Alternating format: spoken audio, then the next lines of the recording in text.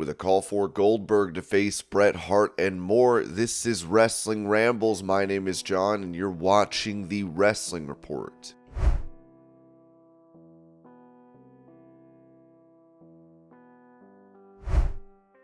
Talking about the run Roman Reigns has been on as the tribal chief, Mark Henry said on Busted Open Radio, that dude has breathed life into that company. He deserves more than money. He deserves power, and he deserves respect. He should be able to help call the shots. Hey, Vince McMahon, Triple H, I think we should do this. He deserves the right to say that. Not many do. Not many ever get there, but he does. And Dave LaGreca, hot take, Roman Reigns in the next 3 years could be on the Mount Rushmore. He could push Ric Flair off. He could push The Undertaker off. He could push Andre the Giant off. He could push Hogan off. Do you hear what I'm saying? That's crazy, and we're living it. And we should be all excited and happy that we got to live this life that we're living right now because, man, these guys come along once every 100 years maybe. It's incredible. I'm loving it.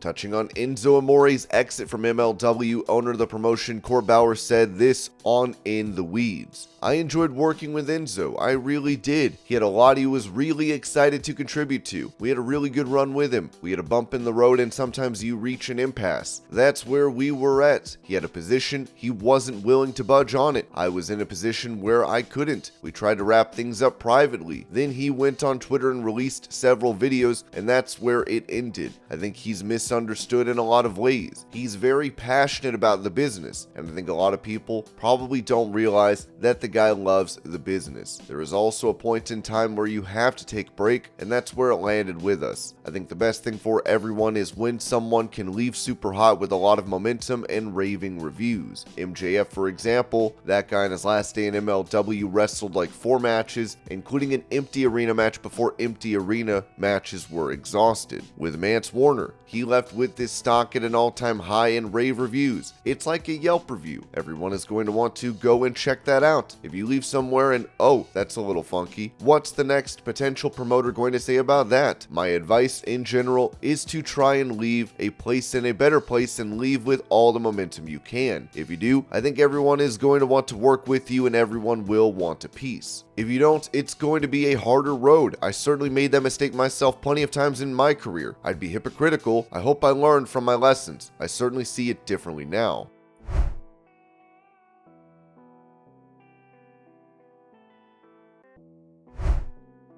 With him currently absent from AEW programming due to injury, Parker Boudreaux confirmed his status with the company, taking to Twitter to write, "I'm not going anywhere."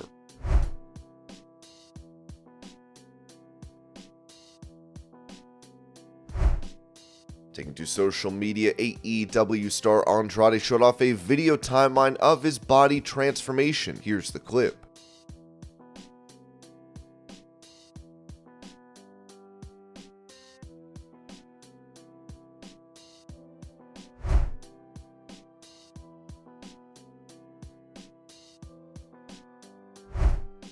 Speaking to BBC Newsbeat about WrestleMania coming to the UK, the co-chair of the all-party parliamentary group, Alex Davies-Jones, said nobody predicted John Cena coming out and announcing the possibility of a WrestleMania in the UK. It was utterly incredible and got the whole place buzzing with excitement about the possibilities of what that could mean for wrestling fans, but also for the UK economy and also for future fans as well. Whatever we can do to make the UK attractive to host wrestling on the world stage, we are more than happy to help facilitate. We would use our contract and negotiating skills to try and reach out to WWE, making conversations happen, to try and promote the UK as a premier destination for world-class wrestling.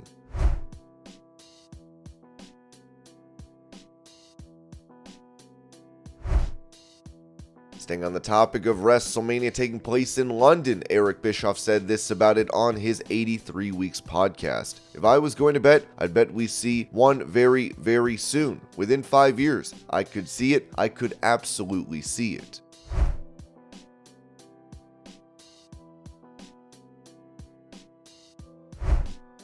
Talking about the injury to Bryan Danielson at Forbidden Door, AEW commentator Tony Schiavone said on his podcast, "I do also want to say that being a part of an Okada match was one of those moments that you'll never forget, and being a part of any Bryan Danielson match is special, especially when he worked the last part of that match with a broken arm. He put that stretch plum on, or whatever we call it, the label lock, on with a broken hand, and he put his first hand in, and then he was doing this. Of course, now we don't know if he's working or not at this time. He does this, and he does this, and he forces his hand to lock under that much pain. It's an unforgettable moment. It really is for me. I'll remember that because I was right there seeing him take this second hand and hook him and stretch that label lock on. I've seen the x-rays and I know how bad the break is. It's a severe break."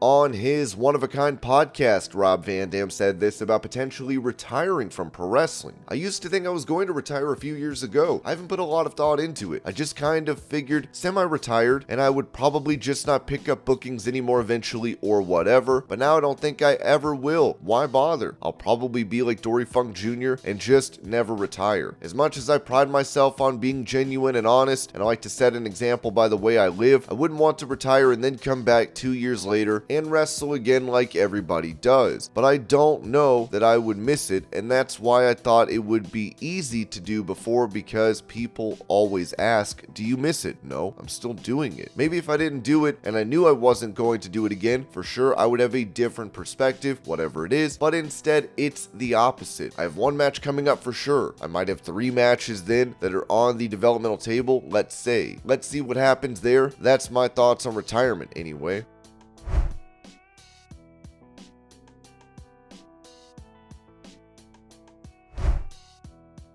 Explaining why he turned down a return to WWE following his release from the company, LA Knight said this to Sporting News.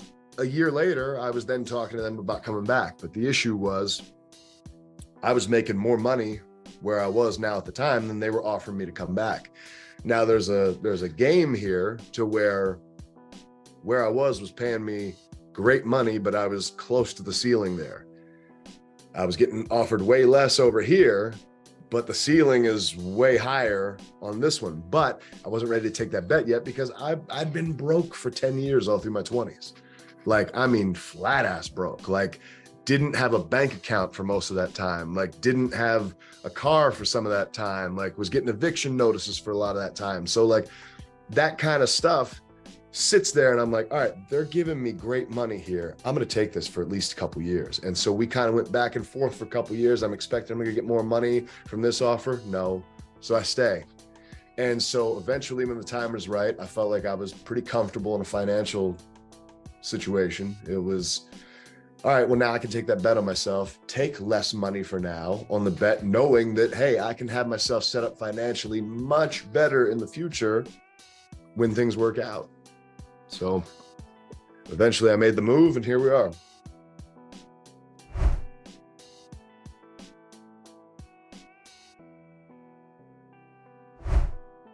Giving a reason as to why Brock Lesnar's return to WWE programming was delayed, WRKD Wrestling wrote that plans had changed before Money in the Bank, with McIntyre and Cena returning. The thought process was that Brock's return would be diminished after multiple other surprises in the evening.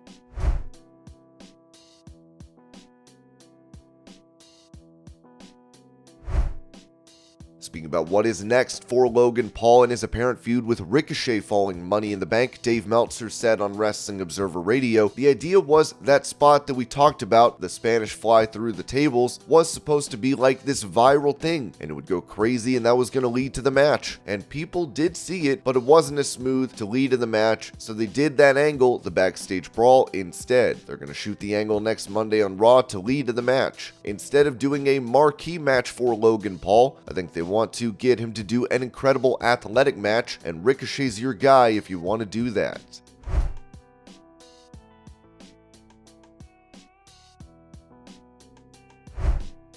Pitching an opponent for Goldberg's final match in pro wrestling, Teddy Long suggested that he face Bret Hart, telling WrestleBinge. Only thing I can say about Bill Goldberg is he's just an outstanding guy. I mean, just as nice as anybody could ever be. And I'll always remember one time me and him were on a signing together, and he had this long line at his table, and he saw me, and he got up and he left that line and came just to speak to me and hug me. Much respect for Bill Goldberg. And you know, like I said, there's still money in him. I still believe in him. It's just that what are you going to do with him? If you're going to use him right, then you'll get the money out of him. Bill is a guy that's been around this business a long time. He listened. He learned a lot from Bret Hart by working with him for a while. So I think, you know, if they could come up with something for Bill in AEW, I mean, I don't know what he's under contract to WWE or not, but I mean, you know, everybody's got a price, man. So I think if they offer Bill the right money, he may make an appearance. I mean, what has he got to lose? Why not? And this was your pro wrestling news update. I hope you're all having a great day. Thank you so much for watching, and I'll see y'all later.